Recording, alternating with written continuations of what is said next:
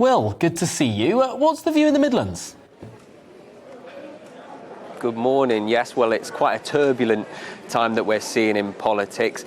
We're seeing reversals and U-turns towards those tax cuts that have been the headlines for the last month or two. And so coming to a place like Nuneaton, which is referred to as a bellwether indicator because since 1997, it's quite successfully indicated how the nation would be voting. So in 1997, it was a Labour vote towards Tony Blair. 2010, it was a Conservative vote towards David Cameron, and it's still a Conservative area under Marcus Jones. But when it indicates so well how the nation might be feeling, you've got to get in amongst the people and ask them how they're feeling, especially at a time quite like this. So earlier this morning, we spoke to some of the people in Nuneaton about their feelings watching these turbulent times in politics, Tom.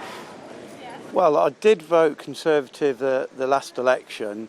However, I am teetering on changing to another party because I think they're a bit of a shambles at the minute. She's made a right hash of her policy-making decisions with Kwasi, and for Mr Hunt to come in and totally undo the whole thing just goes to show that she's came in like a bull in a china shop and caused more harm than good. Oh, come on, look at the mess that we're in at the moment.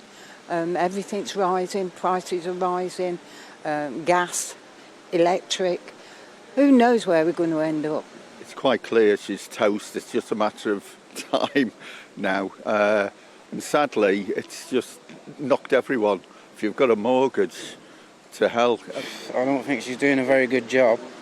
I think she needs to be for more the people than, and get them taking stuff off them. I actually think she's all right. I think she might make some changes, considering what's been going on with Brexit, with the COVID. If there was an election fairly soon, I would vote Labour because I've always voted Conservative. But just on the history of what they're doing with society at the moment is disgusting. So I wouldn't vote for them again.